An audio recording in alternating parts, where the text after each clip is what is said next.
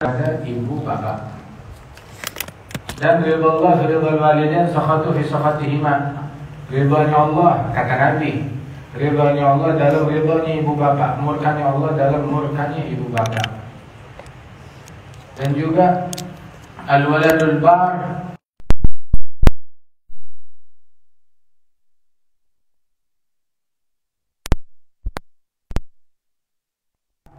anak yang durhaka nggak bakalan masuk surga. Barang siapa yang melakukan hal-hal yang membuat Allah Ta'ala murka, tapi dia juga melakukan hal-hal lain yang membuat ibu bapaknya ridha, maka Allah Ta'ala ridha kepada itu hamba. Barang siapa yang melakukan ketaatan kepada Allah, tapi dalam hal lain dia melakukan hal-hal yang bikin pegel ibu bapaknya, yang bikin ibu bapaknya murka, maka Allah Ta'ala murka kepada anak tersebut, kepada orang tersebut. Makanya itu ridhanya Allah Subhanahu wa Ta'ala yang merupakan prioritas dikaitkan dengan ridhanya ibu bapak. Dan amalan yang paling afdal adalah setelah iman billah, setelah mempersekutukan Allah adalah uququl walidain, durhaka kepada ibu bapak. Nah, karenanya itu tiap orang yang sukses dalam bidang agama ataupun dalam bidang dunia, melainkan suksesnya itu pasti di situ berkat birrul walidain dan silaturahim. Dan orang yang gagal biasanya tuh gara-gara gagal di dalam birrul walidain. Al-Imam Ali Zainal Abidin itu beliau nggak berani makan korma atau makan anggur bareng sama ibunya. Ditanya kenapa? Kan ente bakti sama ibu ente. Tapi dia nggak berani makan korma atau anggur bareng sama ibunya. Dia bilang, saya takut ketika saya mencomot anggur, itu anggur ya yang makan duluan ibu saya. Saya makan setelahnya dia. Tapi saya takut saya mencomot anggur atau korma yang udah dilihat, udah diincar sama ibu saya, mau diambil. Tuh. Sehingga saya jadi kualat, katanya Habib Ali. Jadi biarin ibu saya makan, udah selesai, baru saya makan. Tapi kalau makan bareng sama dia, walaupun ibu saya duluan, saya nggak berani. Takut saya mencomot sesuatu yang udah dilihat, yang dilirik oleh ibu saya duluan. Ada Imam Ali Zainal Abidin Ibn Al-Husain bin Ali bin Abi Thalib. Makanya jadi wali besar berkat baktinya beliau kepada ibunya tersebut. Uwais Al-Qarni jadi wali besar berkat apa? Berkat baktinya kepada ibunya. Sampai Rasulullah ngutus Sayyidina Umar dan Sayyidina Ali bin Abi Thalib untuk cari Uwais Al-Qarni. Cari, sampaikan salam Rasulullah kepada dia. Dan Rasulullah SAW membanggakan, walaupun Uwais Al-Qarni nggak sempat ketemu dengan Rasulullah, dia beriman tapi nggak sempat ketemu dengan Nabi Muhammad. Kenapa nggak ngedatengin Nabi? Sebab dia sibuk ngurusin ibunya, berbakti kepada ibunya. Sampai setelah ibunya meninggal dunia, dia nggak kebagian, nggak ketemu Rasul Sallallahu Alaihi Wasallam. Ada Uwais Al-Qarni jadi wali besar, dibanggakan oleh Rasulullah Sallallahu Alaihi Wasallam sampai Nabi ngirim utusan buat menyampaikan salam kepada Uwais Al-Qarni. Dan juga Rasulullah bilang kepada Sayyidina Umar, Sayyidina Ali, ya Umar, ya Ali, idza laqituma fa agri'ahu minni assalam. Kalau kamu ketemu sama Uwais, kirim salam dari saya. Dan minta kepada Uwais Al-Qarni an yastaghfira lakuma, untuk beristighfar bagi kalian berdua, niscaya pasti Allah Ta'ala ampunin untuk kamu berdua berkat istighfar Uwais Al-Qarni. Berkat apa? Baktinya birrul walidain, bakti kepada ibu bapaknya. Kemudian juga Sayyidina Isa dari bayi udah komitmen, wa barran biwalidati. Dia udah tekad, saya hidup untuk bakti kepada ibu saya. Itu misinya beliau. Ala nabiyina alaihi afdhalus salam wa azka taslim. Kemudian juga disebutkan amalan yang paling disukai oleh Allah Ta'ala setelah sholat pada waktunya. Apalagi katanya Ibn Mas'ud, apalagi ya Rasulullah? Rasul bilang birrul walidain, bakti kepada orang tua. Tapi juga ada 3 hal, enggak berguna, amalan sehebat apapun enggak guna kalau ada orang melakukan 3 hal ini. Apa? Al-isyrak billah, syirik, mempersekutukan Allah, nyembah Tuhan kepada selain Allah, menganggap ada Tuhan selain Allah. Ini kan parah kan? Terus yang kedua, yang parahnya mendekati itu, enggak seperti itu, tapi juga parah juga. Sehingga amal ibadat enggak berguna kalau ente punya hal yang kedua ini. Apa? Uququl walidain, durhaka kepada ibu bapak.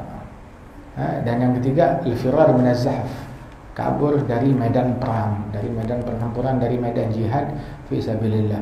Dan juga dijadikan tuh, ada orang izin jihad kan tadi itu. Rasulullah bilang, ente punya ibu, punya bapak, punya.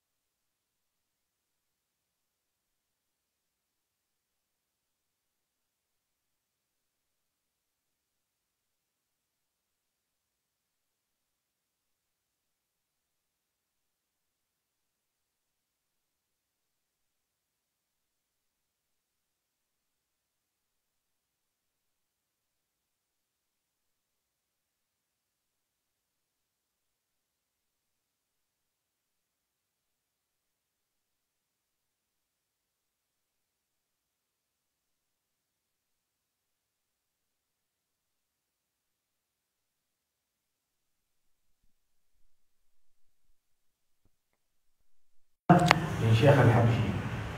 Kemudian juga di antara disebutkan oleh Habib Ali,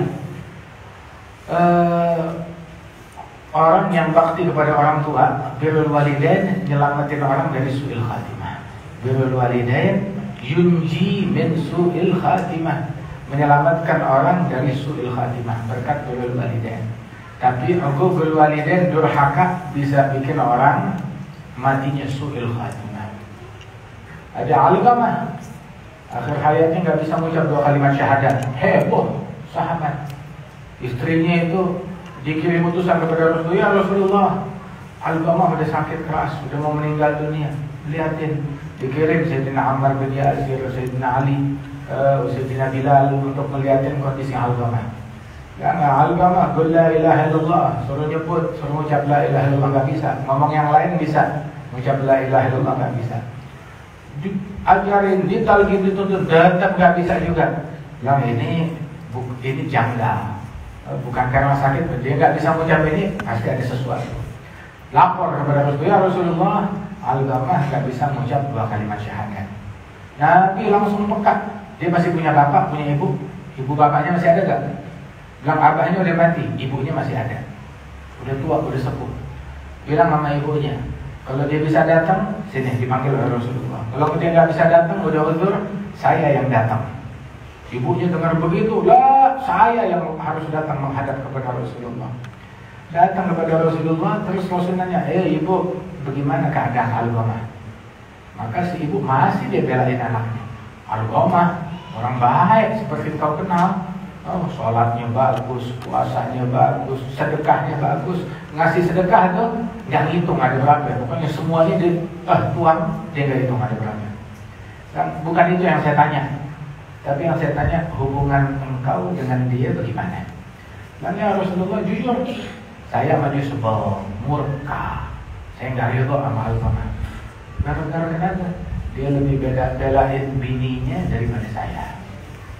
Lebih ngebelain bininya daripada saya. Bahkan rela ngebantah saya, ribut sama saya demi membela bininya. Terus terang saya sakit hati. Mau dimaafin nggak? Bilang nggak bisa, saya sakit hati sama dia. Ya udah, nggak dipaksa. Nabi dengan tenang, ayo kumpulin kayu bakar deh, kita mau manggang, kita barbecue. Manggang apaan? Anak ente yang mau bakar. Ya Rasulullah, buah hati saya mau dibakar ini ya. Begitu. Dan kesian ya mati-mati. Kegantung begitu. Ntar juga begitu dia mati juga dibakar di api yang lebih gede. Jadi sekarang aja kita bakar. Dia senang kan kalau itu sebel sama anak itu. Ayo kita bakar. Jadi Akhirnya tuh ibu bilang, ya Rasulullah, nangis. Dia nangis, bilang buah hati saya, masa ia mau dibakar, alas. Saya maafin, saya riba, kata dia. Terus Nabi bilang, ya Ali, coba lihat bagaimana keadaannya Alqamah. Kalau ibunya tulus, pasti Alqamah bisa mengucap la ilaha illallah. Kalau enggak, ya beneran bisa bakar. Begitu sampai depan rumahnya Alqamah, dengar dari dalam rumah Alqamah suaranya bertulis la ilaha illallah. Terus masuk ke dalam rumah itu bilang, ayuhan nas, kawan-kawan, nih Alqamah nggak bisa mengucap 2 kalimat syahadat gara-gara murka ibunya. Yang bikin dia bisa mengucap la ilaha illallah karena ibunya ridha kepada dia. Nantinya tuh ridhanya mereka itu adalah prioritas. Hampir itu di dalam Athar Al-Habib Abbas Habsyi, kitab apa itu? Tazkiyahul Mustafa, li Auladil Mustafa. Itu beliau menyebutkan sebuah riwayat, orang itu yang melihat, memandang ibu bapaknya dengan pandangan ridha, dengan pandangan cinta, itu setiap pandangan mata itu pahalanya seperti pahala haji yang diterima oleh Allah Ta'ala. Setiap pandangan mata. Terus satu orang bilang, ya Rasulullah, kita tuh sehari bisa mandang ibu bapak itu sampai 2 kali, 10 kali, 20, 30 kali. Bagaimana? Bilang, Allahu Akbar, Allah lebih besar anugerahnya. Hatta 100 kali. Nantinya tuh rugi, sial, celaka orang ketemu ibu bapaknya terus masuk neraka. Nah, lu kemana aja? Punya ibu, punya bapak terus masuk neraka. Aduh, itu kan aneh. Itu hal yang sangat janggal sekali. Ayo kita bakti kepada orang tua kita dari sekarang, ya. Hapus kamus tidak di dalam berucap kepada mereka. Baktilah kepada mereka agar kita pengen punya anak-anak keturunan yang berbakti kepada kita. Alhasil ini bahasan yang penting. Ada seorang teori pinter, dia mau belajar sama Ustadz lagi ngajar kitab apa? Birrul Walidain. Wah, kitab saya ketinggalan. Dia lari ke rumahnya, ambil kitab, pas mau keluar pintu, ibunya lagi jalan, bilang, minggir, Anda mau belajar kitab Birrul Walidain. Dia menghardik ibunya, mikir, tahu gak orang buru-buru mau belajar kitab Birrul Walidain. Seru nih bahasannya. Birrul Walidain. Misalnya Masyatiri cerita, ada satu anak, dia saking durhakanya sama orang tuanya, sampai betul bapaknya dipukulin, terus diseret. Sekali dia lagi angot nih anak, dia ngambek sama bapaknya, diseret bapaknya sampai ke pintu rumah. Begitu. Udah. Seiring berjalannya waktu tuh anak makin dewasa, kawin, punya anak. Dapat anak sama kayak dia, durhaka juga. Hingga tuh anak suka mukulin bapaknya. Udah gitu, sekali ribut sama bapaknya, diseret bapaknya. Tuh anak nyeret bapaknya sampai ke pintu rumah. Tuh bapak udah pasrah aja. Iya, emang dulu ada juga pernah giniin bapak kita. Tahu nih ini hasilnya. Udah, diseret sampai pintu rumah, Toto masih nyeret lagi keluar sampai ke gerbang. Bilang, tunggu, saya cuma nyeret sampai pintu rumah. Kenapa kau ente nyeret sampai keluar sampai ke gerbang? Bilang, itu utangnya sampai pintu rumah. Saya seret sampai gerbang, ini bunganya. Itu bunganya. Tapi bagaimana dulu bilang. Ada misalnya yang cerita gitu. Al-birru salah kama tadi itu sudah. Itu kita investasi. Ente mau punya anak yang berbakti, nah ayo jadilah kita anak yang berbakti. Mau punya anak yang durhaka, ya durhaka ya. Kita pengen bagaimana? Kita pengen ntar punya anak, punya keturunan. Tahu gak? Ujung-ujungnya punya anak sekolah tinggi-tinggi, gelarnya, titelnya, kaya raya. Itu buat orang tua juga. Di masa tua mereka itu yang paling penting dikunjungin, ditengok, diliatin, diperhatiin, didampingi, ditemenin. Dan itu lebih baik daripada punya titel tinggi, punya kerjaan bagus. Itu lebih baik daripada itu semuanya. Subhanallah. Luangkan waktu buat orang tua kita, ya, untuk menyapa mereka, untuk ziarah ke mereka. Sampai siapa di Solo, Allah Mami Ali Segaf, adanya kakaknya Ali bin Abi Bakar Segaf. ada seumuran sama Habib Anis. Itu dia tiap hari pokoknya mesti nengokin, mesti liatin orang tuanya. Tiap hari dia mesti jenguk. Sampai nggak pergi kemana-mana. Sama sekali nggak pergi kemana-mana. Kenapa? Pokoknya soalnya dia punya amalan rutin tiap hari mesti ngeliatin orang tuanya, mesti liatin ibunya. Sampai terakhir tuh Habib Anis mau berangkat ke Hadramaut, rombongan. Begitu. Ami Ali aja pengen, cuma kepikiran sama ibunya. Akhirnya dia nggak berangkat. Apa ibunya maksa, ya Ali berangkat. Kapan lagi kesempatan? Ikut berangkat sama Anis, berangkat. Umi Ridha berangkat jalan, pergi ziarah ke sana. Itu Ami Ali bilang sama kita, sampai tiap hari itu biar kata kerjaan banyak, tapi pokoknya tiap hari itu mesti liatin orang tuanya, mesti dijenguk, mesti diliatin. Hatta udah telat, udah malam, dia liatin. Tahu kan film Bukhari itu ada 3 orang tuh yang mana tuh mereka terjadi longsor. Ini kan belakangan sering ada longsor, ada gunung meletus, ada banjir, ada gempa, ada macam-macam. Nah ini ada 1 orang terjadi hujan lebat, 3 orang ini, tahu-tahu mereka masuk ke goa, tahu-tahu goanya longsor, bebatuan, didorong-dorong nggak bisa keluar, terjebak. Ini kita mampus dari sini, mati. Akhirnya nggak ada yang bisa nolong kita, la Basarnas, wala apa lagi namanya, wala tim SAR, wala tidak ada yang bisa nolong kita. Yang bisa nolong kita cuma Allah yang bisa nolong kita. Benar. Jadi kita tawassul dengan amalan kita yang paling afdal. Jadi kita hidup berpuluh-puluh tahun. Amalan apa yang paling kita andelin? Yang satu ngandelin apa namanya? Ya Rabb, saya punya ibu bapak. Amalan saya lain sholat, lain puasa itu sampingan. Tapi amalan saya yang paling saya andelin, saya tiap pulang ke rumah itu saya bawain makanan buat ibu bapak saya. Pokoknya sebelum ibu bapak saya makan, nggak boleh ada yang makan. Saya nggak makan, anak nggak boleh makan, istri nggak boleh makan sebelum ibu bapak saya makan. Mereka mau makan banyak, mau dikit, pokoknya mereka colek dulu, makan dulu, baru begitu sisanya buat kita. Sampai 1 kali itu saya pulang ke rumah telat, ibu bapak saya udah keburu tidur, anak bini udah kelaparan. Maksa mereka mau makan, bilang nggak bisa, ibu bapak dulu. Ya udah bangunin, udah tidur, saya nggak mau bangunin. Ini anak udah melas-melas minta, nggak bisa diangkat itu makanan di atas kepalanya, dekat ibu bapaknya yang lagi tidur. Dia nggak rela membangunkan ibu bapaknya dan juga nggak rela makanan dicolek sebelum ibu bapaknya. Sampai subuh ibu bapaknya bangun, dikasih makanan, mereka makan, baru sisanya dikasih buat anak istri. Itu pernah begitu. Ya Rabb, kalau emang ini saya lakukan karena Allah Ta'ala, selamatkan kita nih dari musibah itu. Kebuka tuh pintu goa sedikit.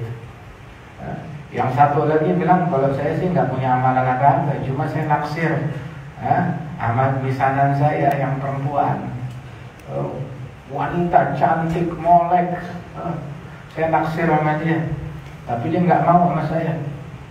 Akhirnya udah gak usah kawin deh, zina juga nggak apa-apa, tetap nggak mau apalagi. Akhirnya sampai 1 kali tuh wanita hidup melarat, susah, lagi butuh duit. Akhirnya saya bilang ke dia, saya rela kasih kamu duit, tapi saya cuma minta 1 malam aja berzina sama kamu. Akhirnya karena terpaksa terima itu wanita. Begitu udah sesuai kesepakatan, dibawa duitnya di malam yang ditentukan. Tahu-tahu itu wanita bilang, ittaqillah, takutlah engkau kepada Allah, la tafuddal khatam illa bihaq. Jangan kamu buka segel kecuali dengan haknya. Dengar begitu kayak geledek di telinganya, di kepalanya. Kalau ditinggalin tuh duit dan dijauhin perzinahan, dia lepas diri dari perzinahan. Ya Rabb, kalau saya lakukan itu karena Allah, maka keluarkan kita dari tempat ini. Kebuka lagi pintu, tapi masih belum bisa keluar. Sama yang terakhir tuh, itu ada 1 orang bilang, ya Rabb, saya dulu nih mempekerjakan orang, tukang pada kerja sama saya. Itu 1 kali tuh waktu bagi-bagi gaji, 1 orang udah kita kasih gaji sesuai dengan yang disepakati. Taunya tuh orang nggak senang hati, marah. nggak terima di jalan, gajinya ditinggal, nggak diterima sama dia. Akhirnya itu gajinya dia saya pisahin. Daripada duit habis begitu aja, saya beliin deh kambing. Dapat kambing beranak pinak. Untung besar, saya beliin onta, saya beliin sapi.